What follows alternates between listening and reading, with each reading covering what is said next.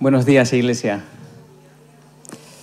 El Señor se mueve en medio de la alabanza de su pueblo y ahí el Señor manda sanidad, liberación y envía de su plan y de su propósito. A mí me sigue asombrando cómo a fuerza de conocer situaciones, iglesias y congregaciones, sigo viendo y sigo comprobando cómo el Señor tiene especial interés en obrar en medio de su pueblo. Quizás hay momentos en la vida en la que nos preguntamos, Señor, ¿no sería más fácil que cada uno hiciera la guerra por su cuenta? Yo contigo estoy muy bien, si mi problema lo tengo con este. Pues no, el Señor resulta que se goza de una manera especial cuando su pueblo lo es y a Él le interesa de manera especial obrar en medio de nosotros como su pueblo. Hermanos, antes de meternos en faena, me gustaría traeros y daros los recuerdos y los saludos de la iglesia hermana en Villaverde, en Madrid, que es donde ahora tenemos el privilegio de estar pastorando, y también de director, rector y el resto del claustro de la facultad de nuestro seminario, porque expresamente nos han dicho que traigamos los saludos y los recuerdos. Y os damos las gracias por la invitación, por la acogida y por la oportunidad de servir en medio vuestra. Como ha dicho vuestro pastor, también mi oración y mi deseo es que el Señor os pueda decir algo a través de lo que ha puesto en mi corazón. Y si quiere usarme a mí, estupendo. Y si no, pues que yo tampoco sea impedimento para que el Señor os pueda decir lo que Él tiene pensado para esta mañana. Hermanos, a mí me gusta mucho el cine. Me encanta. Creo que tiene un gran potencial, creo que es un magnífico invento, y yo personalmente tengo varias clasificaciones de películas a nivel personal. Una de esas clasificaciones es película de comer palomitas, de esas de que, bueno, si te tienes que levantar a hacerte palomitas y te pierdes 10 minutos, tampoco pasa nada, tampoco te pierdes mucho. Mis hermanos, ¿cuántos habéis visto? La película ya tiene unos 20 años más o menos. ¿Cuántos habéis visto la película Armagedón? ¿Tenemos la imagen? ¿Os suena? ¿Vais a ver? ¿Os suena esta película? ¿Sí? ¿Sí? Bruce Willis, Ben Affleck, Liv Tyler, Steve Buscemi. Para los que no lo habéis visto, os cuento un poco de qué va. Resulta que los de la NASA, se estrenan en 1998, en plena fiebre por el efecto 2000. ¿Os acordáis de lo del efecto 2000? Los aviones iban a caer, las centrales hidroeléctricas iban a dejar de funcionar porque los ordenadores no tenían la posibilidad de seguir contando más allá de 1999. Una catástrofe, ¿os acordáis, no? Nah, ¿qué dices? Si el mundo se va a acabar cuando Dios quiera, no cuando los ordenadores digan. Bueno, total, que los de la NASA hay un señor que descubre un pedazo de meteorito que va camino a la Tierra, un meteorito hiper mega gigantesco, uno que llaman un destructor total, y el plan que se les ocurre a los de la NASA es contratar al equipo, a los mejores prospectores de petróleo, a los que perforan en la Tierra, que son civiles, meterlos en dos transbordadores espaciales, plantarlos en el pedazo de meteorito, que hicieran allí un agujero súper hondo, meter una bomba atómica de tal manera que reventara el meteorito y el meteorito se partiera en dos y en vez de impactar con la Tierra, pues pasara en dos trozos de largo de la trayectoria de la Tierra. Ciencia ficción, claro. Por eso, de comer palomitas. Cuando se lo cuentan a Bruce Willis, que es el duro, es el tipo duro de la película, es el jefe del equipo, de los que perforan en la Tierra, cuando se lo cuentan, imaginaos, ¿no? Todos los superinteligentes de la NASA, el pobre hombre allí sentado, le cuentan de qué están hablando y le acaban diciendo, bueno, este es el plan que tenemos y la esperanza de la humanidad está básicamente en vuestras manos. Y Bruce Willis, el protagonista, les pregunta, ¿y el plan B? Dice, no hay plan B. Dice, hombre, ¿cómo que no? Sois la NASA. Habéis llevado el hombre a la Luna, lo habéis traído de vuelta. Seguro que hay algún escuadrón de militares y de astronautas por ahí entrenando por si fallamos nosotros. Tiene que haber un plan B. Y dice, no, que no hay plan B. Esto es lo único que hay. Musiquilla de tensión. Chachán, chachán. Ya sabéis. Hermanos, ¿cuántos de nosotros al hacer planes tenemos un plan A y por si acaso un plan B?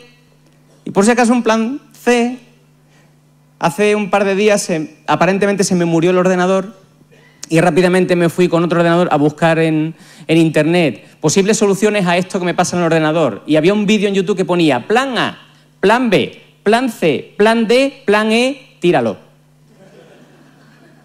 Había 4 posibilidades. Hermanos, ¿cuántos de nosotros, insisto, tenemos un plan A y luego hacemos un plan B? Por lo visto es algo importante, algo necesario. Así somos capaces de anticipar imprevistos, somos capaces de manejar las distintas situaciones. Tener un plan B nos da seguridad porque tenemos cierto control, porque si el plan A no acaba de salir como nosotros queremos, bueno, en definitiva, tenemos el control. Hermano, quiero hablaros en esta mañana sobre el plan B de Dios. Pero antes, evidentemente, deberemos hablar sobre ¿qué? Sobre el plan A de Dios, claro. Y ya sabéis que a Dios no le gusta hacer las cosas solo. Dios quiere contar con su gente, con su pueblo. Nosotros somos la gente de Dios. Y Dios, cuando tiene un plan, quiere que su gente tengamos parte importante en ese plan. Así que, hermanos, quiero hablaros sobre cuál es ese plan A de Dios en primer lugar, ver qué parte tenemos nosotros y luego quizás llegamos a lo del plan B. Y para esto tenemos que hacer un poquito de memoria histórica. Ya sabéis que quien no conoce la historia está condenado a repetirla, ¿cierto? Vamos a manejar Biblia. ¿Todos tenéis vuestra Biblia? ¿Sí? Si no, júntate a un creyente.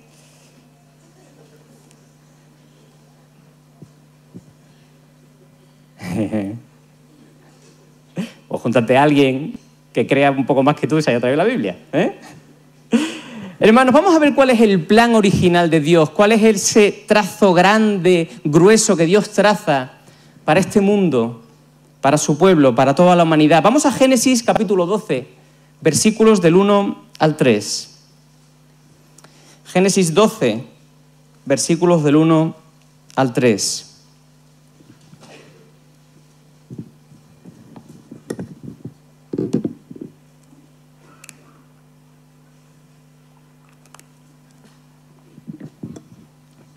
Leemos ahí, dice así: el Señor había dicho a Abraham, vete de tu tierra, de tu parentela, y de la casa de tu padre a la tierra que te mostraré. Y haré de ti una nación grande, te bendeciré, engrandeceré tu nombre, y serás bendición. Bendeciré a los que te bendigan, a los que te maldigan maldeciré, y serán benditas en ti todas las familias de la tierra. Hermanos, el plan A de Dios es que en la simiente de Abraham todas las familias de la tierra serían benditas. ¿Sí? ¿Cuándo se cumple esto? Si vamos a Mateo, capítulo 1, versículo 1 y siguientes, Mateo 1, capítulo 1, versículo 1 y siguientes, en el primer versículo de ese capítulo de Mateo dice: libro de la genealogía de Jesucristo, hijo de David, hijo de Abraham. Hermanos, el plan de Dios, el plan A con mayúscula de Dios, es que todas las familias de la tierra, que todas las naciones, que todas las gentes conozcan de su amor, conozcan que nuestro Dios quiere recuperar la comunión con ellos, que conozcan que quiere ser su Dios, que conozcan que quiere ser su Señor y su Salvador en la simiente de Abraham, en Jesucristo. ¿Estamos de acuerdo? Bien. Ese es el plan A de Dios. Y por cierto, Abraham obedece, Acordaros, Abraham ya ancianito, próximo, si no ya estaba el pobre hombre jubilado, recogió todos los bártulos y se fue de su tierra y de su parentela a un sitio que aún no le había dicho el Señor, pero más adelante el Señor le mostró. Tenemos que seguir haciendo un poco de memoria histórica, hermanos. Dios le dice a Abraham que su pueblo iba a llegar a Egipto. En algún momento de la historia de aquel pueblo iban a llegar a Egipto, que serían allí esclavizados durante 400 años y que llegado el tiempo oportuno, el mismo Dios los iba a liberar. Y que esa liberación era para llevarlos a la tierra que Dios ya promete a Abraham y que una vez entrada y conquistada aquella tierra, ese pueblo de Dios daría a conocer de su Dios al resto de las naciones. Porque antes Dios mismo se había revelado a su pueblo, antes Dios mismo se había revelado a través de su ley y a través de gente como Moisés. Y efectivamente llegamos a la liberación de la esclavitud en Egipto. Y aquí nos encontramos con Moisés, elegido por Dios. Dios obra por medio de Moisés, porque este casi, aunque a regañadientes y tartamudeando un poco, acaba obedeciendo, ¿os acordáis? ¿Sí? Oye, ¿de parte de quién dices que voy? Moisés obedece, porque tenía que cumplirse ese plan A de Dios, tenía que ese pueblo ser liberado, ese pueblo alcanzar la tierra prometida y a partir de esa tierra prometida, de esa conquista, dar a conocer al único Dios verdadero. Así que Dios lo pone en marcha, hay que avanzar, hay que salir, hay que caminar después de muchas señales y prodigios. ¿Acordáis lo de las 10 plagas, la dureza del corazón de Faraón? Van camino del desierto, Moisés liderando al pueblo. Eso sí, Dios nunca dijo, oye, esto está chupado, ¿eh? Dios nunca le dijo a Abraham y a Moisés, esto, en 2 tardes lo arreglamos. No, hombre, no. Esto era complicado y había que enfrentar dificultades. Así que hay un momento en el que el pueblo se da cuenta de que ahí enfrente está el Mar Rojo y el ejército de Faraón le está pisando los talones por atrás. Llegados a ese punto, el pueblo de Dios, el pueblo que había sido liberado a través de todas esas señales y prodigios, se siente morir. ¿Y qué es lo que hace? Empieza a murmurar y empieza a protestar contra Dios y contra Moisés. Hermanos, vamos a Éxodo 14, versículos 10 y 12. Éxodo, capítulo 14, versículos 10 al 12.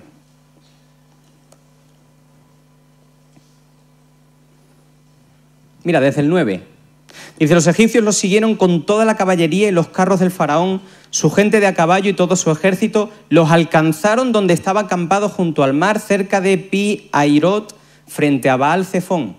Cuando el faraón se hubo acercado, los hijos de Israel alzaron sus ojos y vieron que los egipcios venían tras ellos. Por lo que los hijos de Israel clamaron al Señor llenos de temor y dijeron a Moisés, ¿no había sepulcros en Egipto que nos has sacado para que muramos en el desierto? ¿Por qué nos has hecho esto? ¿Por qué nos has sacado de Egipto? Ya te lo decíamos cuando estábamos en Egipto, déjanos servir a los egipcios, porque mejor nos es servir a los egipcios que morir en el desierto. ¿Para esto nos traes aquí? ¿Para acabar muriendo? Hay tumbas en Egipto. No hacía falta este camino para acabar muriendo. Hermanos, aquí en este punto quiero hacer una brevísima reflexión. Algunos piensan que Dios es un Dios sádico. ¿Me explico? Algunos piensan que Dios te dice que quiere algo en ti, para tu vida, que Dios te da una visión, que Dios te promete algo y que luego te deja a tu libre albedrío a ver cómo te sale y si no te sale bien, encima se regocija en tu desgracia. Hermanos, Dios no es así, ¿eh? Dios no es así. Dios cuando le da un propósito a su pueblo, Dios cuando le dice a su pueblo, quiero de vosotros esto, Dios mismo está al frente de su pueblo peleando esa batalla. Así que pasan, ¿sabéis la historia, no? Pasan el Mar Rojo, luego tienen sed porque las aguas eran amargas, así que vuelven a murmurar contra Dios, contra Moisés. Luego tienen hambre, vuelven a quejarse. Para esto nos habéis traído aquí, no había ollas de carne y nos saciábamos de pan en Egipto, así que Dios les da el maná. Cuando se hartan de maná, vuelven a quejarse, todo el día maná.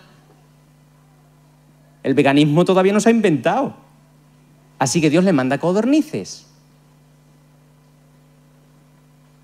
Vuelven otra vez a tener sed, vuelven a murmurar, Dios hace que salga agua de la roca, ¿os acordáis? Y así una y otra vez con la misma cantinela. Hasta que llega el día que se sitúan frente a la tierra de Canaán. ¿Sí? Imaginaos, llegan al borde seguramente de algún tipo de valle y todo el pueblo se pone en línea mirando a la tierra que Dios les había prometido que les iba a dar. Y en ese momento, venid conmigo por favor, a Deuteronomio capítulo 1, versículo 8. Deuteronomio 1, versículo 8.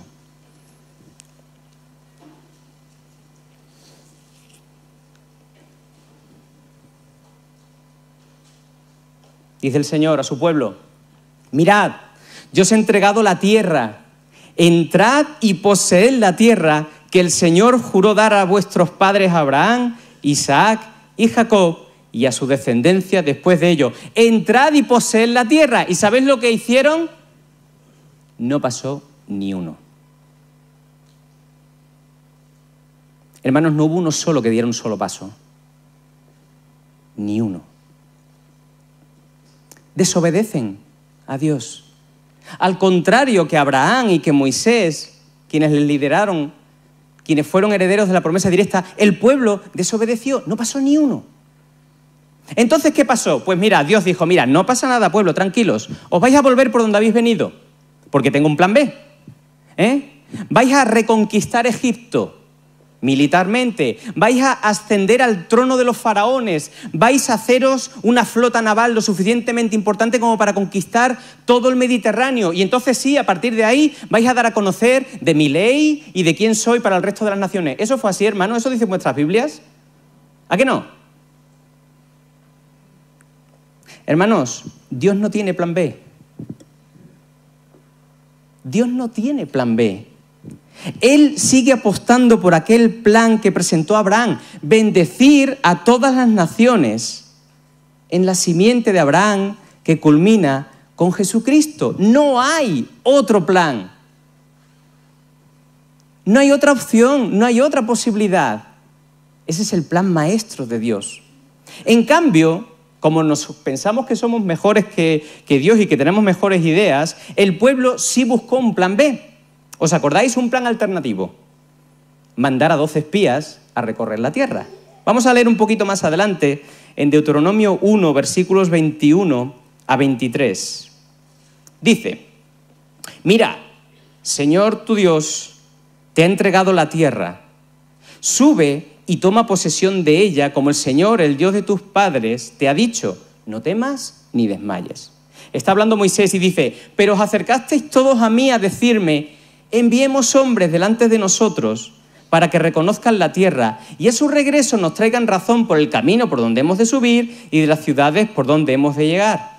La propuesta me pareció bien, dice Moisés, y tomé 12 hombres de entre vosotros, un hombre por cada tribu. Hermanos, el mismo Moisés, que había visto la gloria de Dios, el mismo Moisés que escuchó la voz de Dios, el mismo Moisés que vio la zarza aquella que no se consumía, ese mismo Moisés, a pesar de haber recibido una revelación directa de su Dios, ante lo que decía el pueblo, dijo, la propuesta me pareció bien. Hermanos, cometemos muchos errores cuando hacemos caso más a los hombres que a Dios. Nos equivocamos mucho cuando empezamos a incorporar a nuestra vida las opiniones de los demás por delante de las opiniones de nuestro Dios. Nos equivocamos profundamente cuando empezamos a decir, como dicen por ahí, que esto que es malo a los ojos de Dios es bueno.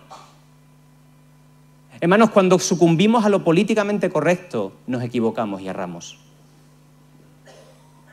Nuestra fidelidad tiene que estar con nuestro Dios. Así que Moisés elige a 12 hombres, uno por cada tribu. Tampoco era cuestión de enfadar a ninguna tribu, ya sabéis, ¿no? Las cuotas de representatividad, las cuotas de, oye, ¿y nosotros qué? Bueno, venga, vamos. Los envía. Están recorriendo la tierra y están esperando a que vuelvan con el informe. Imaginaos, el grado de expectación del pueblo sería tremendo. Estarían todos, ¿y qué verán? ¿Y qué no verán? ¿Y volverán todos? ¿No volverán todos? ¿Se encontrarán en dificultades? ¿Se encontrarán en problemas? ¿Cómo será la tierra? ¿Cómo no será la tierra? Mira, hermanos, el informe de los espías fue el siguiente. Venid conmigo a Números, al libro de los Números, capítulo 13, versículos del 27 al 33. Números 13, del 27 al 33. Bueno, leemos desde el 25. Desde el 25. Al cabo de 40 días regresaron de reconocer la tierra. 1 mes y 10 días esperando a que volvieran, Imaginaos cómo serían esas conversaciones en el campamento. 40 días regresaron de reconocer la tierra. Fueron y se presentaron ante Moisés, Aarón y toda la congregación de los hijos de Israel en el desierto de Parán, en Cades. Les dieron la información a ellos y a toda la congregación y les mostraron los frutos de la tierra. Y también les contaron: nosotros llegamos a la tierra a la cual nos enviaste, la que ciertamente fluye leche y miel. Y estos son sus frutos. Pero el pueblo que habita aquella tierra es fuerte, y las ciudades muy grandes y fortificadas. También vimos allí a los hijos de Anac. Amalec habita el Negev, el Eteo, el Jebuseo y el Amorreo habitan en el monte, el Cananeo habita junto al mar y a la ribera del Jordán. Entonces Caleb hizo callar al pueblo delante de Moisés y dijo: subamos y tomemos posesión de ella, porque más podremos nosotros que ellos. Pero los hombres que subieron con él dijeron: no podemos subir contra aquel pueblo porque es más fuerte que nosotros. Y hablaron mal entre los hijos de Israel de la tierra que habían reconocido, diciendo: la tierra que recorrimos y exploramos es tierra que se traga a sus habitantes.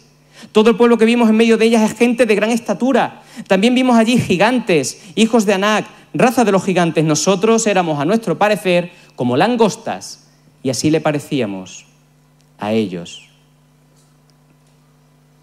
Hermanos, el informe de esos espías refleja la relación y el conocimiento que tenían de su Dios. 10 de ellos, reconociendo las bondades de la tierra prometida, que Dios ya lo había anunciado, por cierto, pero se fijaron más en el enemigo, en lo que tenían con ellos, que en lo que su Dios era y lo que ya había hecho en sus propias vidas. En cambio, Caleb dijo: no, vamos, que podremos más nosotros que ellos. Hermano, cuando nos fijamos más en las circunstancias o en los hombres que en nuestro Dios, a nosotros nos parece que delante de los demás somos como langostas y ellos como gigantes, ¿sí? Cuando nos fijamos más en las circunstancias, los problemas que vivimos, nos parecen que esos problemas son como gigantes y nosotros poco menos que pulgas ante esos problemas, olvidándonos que nuestro Dios es el Dios de lo imposible, que nuestro Dios provee, que nuestro Dios es eterno. Hermanos, la reacción del pueblo ante este informe fue lo que viene a continuación. Números 14, del 1 al 4. Entonces, toda la congregación gritó y dio voces. Y el pueblo lloró aquella noche. Y todos los hijos de Israel se quejaron contra Moisés y contra Aarón. Y toda la multitud le dijo: ojalá hubiéramos muerto en la tierra de Egipto. Ojalá muriéramos en este desierto. ¿Por qué nos trae el Señor a esta tierra para morir a espada y para que nuestras mujeres y nuestros niños se conviertan en botín de guerra? ¿No nos sería mejor regresar a Egipto? Y se decían unos a otros: designemos un capitán y vuelta para atrás. Yo propongo a fulanito para que nos capitanee y nos saque de este problema, nos evite la dificultad. Hermanos, cuando Dios oye a su pueblo, a ese pueblo que ha sacado de la esclavitud con señales y prodigios, a ese pueblo al cual ha cuidado en el desierto, a ese pueblo al cual estuvo con él de día y de noche con una columna de fuego y con una nube, ¿os acordáis? Ese pueblo que alimenta, ese pueblo al que da de beber. Cuando oye a su pueblo decir: ojalá muriésemos en este desierto, Dios actúa. Pero actúa según lo que ellos quieren y deciden y recogen el fruto de su deseo. Hermanos, Deuteronomio 1, 34 y 35. Deuteronomio 1, 34 y 35. El pueblo no estuvo dispuesto a asumir su parte en el plan de Dios y esto fue lo que les ocurrió como consecuencia. Cuando el Señor oyó la voz de nuestras palabras, se enojó e hizo este juramento: ni un solo hombre de esta mala generación verá la buena tierra que juré que había de dar a vuestros padres, excepto Caleb, el hijo de Jefone. Él la verá y yo le daré a él y a sus hijos la tierra que pisó, porque ha seguido fielmente al Señor. Versículo 39, hermanos. Y vuestros niños, de los cuales dijisteis que servirían de botín, Y vuestros hijos, que no saben hoy distinguir lo bueno de lo malo, ellos entrarán allí, a ellos la daré y ellos la heredarán. Versículo 40, pero vosotros volveos e id al desierto, camino del Mar Rojo. Hermanos, toda aquella generación que es liberada de la esclavitud, toda aquella generación que vio los prodigios y las maravillas de Dios, toda aquella generación, en vez de confiar en su Dios y aferrarse al plan que Dios le había dicho que era para ellos, se quejó contra Dios, decidió no apostar por ese plan y toda aquella generación fue desechada. Qué irónico, ¿verdad? Incluso el propio Moisés recibió también parte de esto. Versículo 37, también contra mí se enojó el Señor por vosotros y me dijo, tampoco tú entrarás allí. Pero hermanos, siempre hay un remanente fiel, ¿sí? Versículo 38, Josué, hijo de Nun, el cual te sirve, él entrará allí, anímalo, porque él la entregará a Israel. Y versículo 36, Caleb, hijo de Jefone, él la verá, y yo le daré a él y a sus hijos la tierra que pisó, porque ha seguido fielmente al Señor.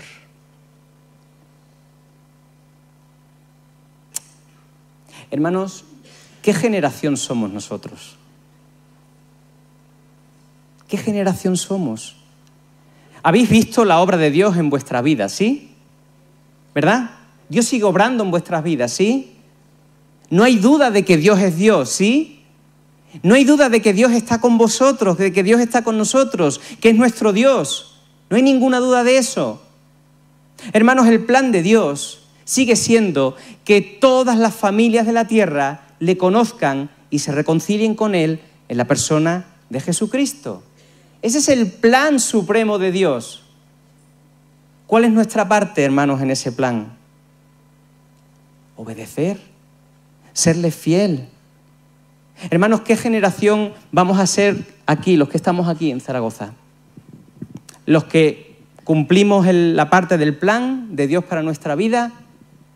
¿O los que nos vamos a volver al desierto y vamos a estar 40 años dando vueltas? Bendecidos por Dios, cuidados por Dios, pero no en la voluntad perfecta de Dios. Hermanos, la Biblia dice que la voluntad de Dios es agradable y perfecta. Dios es misericordioso. Y cuando no nos movemos en su voluntad perfecta, hay una cosa que dicen los estudiosos que es la voluntad permisiva de Dios.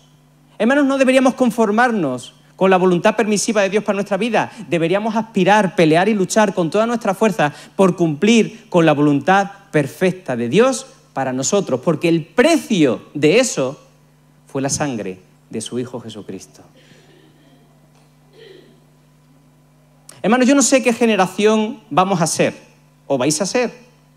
Yo solo sé que Dios sigue apostando por su plan. Yo solo sé que Dios sigue diciendo que somos llamados a transformar este mundo, que somos llamados a impactar nuestros barrios, nuestras familias, a nuestros compañeros de trabajo, a nuestros compañeros de estudio. Yo solo sé que Dios nos sigue diciendo que allí donde Él nos ha puesto tenemos que ser embajadores suyos y de su reino. Que eso es la voluntad de Dios para nuestra vida. Pero hermanos, eso será una realidad en tanto en cuanto tengamos presente que nuestro Dios es eso, nuestro Dios, y que tenemos una relación sana con nuestro Dios. ¿Conoces a tu Dios? ¿Conoces a tu Señor? Dios te conoce a ti, no tengas ninguna duda. ¿Tú conoces a tu Señor? ¿Tú anhelas y deseas pasar tiempo con Él? ¿Tú anhelas y deseas descubrir cosas de Él? ¿Tú anhelas y deseas buscar, como ese ciervo que busca cuando tiene sed, el agua fresca que proviene de la palabra del Señor? Más vale, porque eso quiere decir que le quieres agradar. Hermanos, mira lo que decía Jesús cuando ya inicia su ministerio. En Mateo capítulo 5, versículos del 13 al 16. Son versículos muy conocidos, hermanos. Muy conocidos. Mateo 5, del 13 al 16. Dice: pueblo, gente, vosotros sois la sal de la tierra. Si la sal pierde su sabor, ¿con qué será salada? No sirve más para nada, sino para ser echada fuera y pisoteada por los hombres. Vosotros sois la luz del mundo. Una ciudad sentada sobre un monte no se puede esconder, ni se enciende una luz y se pone debajo de una vasija, sino sobre el candelero para que alumbre a todos los que están en casa. Así alumbre vuestra luz delante de los hombres, para que vean vuestras buenas obras y glorifiquen a vuestro Padre que está en los cielos.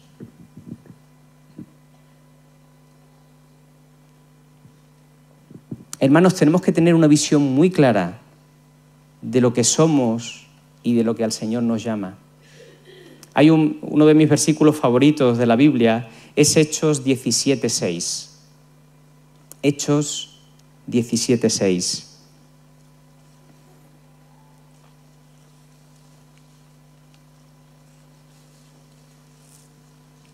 Dice, hablando de los cristianos, dice: estos, los cristianos, son los que trastornan el mundo entero y han venido aquí, y todos ellos contravienen los decretos de César, diciendo que hay otro rey, Jesús.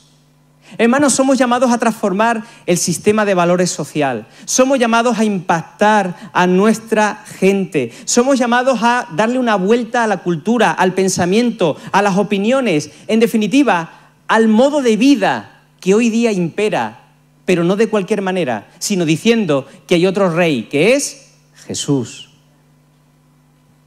Hermanos, somos llamados a vivir como súbditos de un reino que no es de este mundo. Somos llamados a vivir como peregrinos en la tierra. Hermanos, vamos camino a casa. Tu casa no es eso que estás pagando con la hipoteca, ¿sí? Eso es un yugo. Tu casa está donde está tu Señor, donde está tu Rey, donde está tu Padre. Y aquí hay que vivir de acuerdo a los parámetros del reino. Y cuando vivimos así es cuando trastornamos el mundo entero. Y hermanos, en eso Dios es tan bueno que en eso Dios nos ayuda.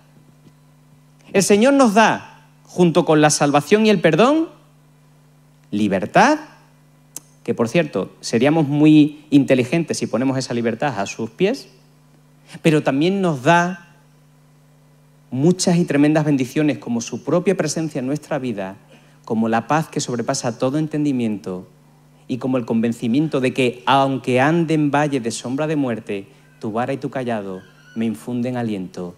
Tú estás conmigo, preparas mesa delante de mis angustiadores y me sirves la copa hasta rebosar. Cuando vivimos así, con ese convencimiento, entonces es cuando trastornamos lo que hay a nuestro alrededor, porque estamos glorificando a nuestro Señor y estamos predicando y diciendo: hay otra manera de vivir la vida, y solo pasa esa manera por reconocer a Jesús como Señor y Salvador de tu vida.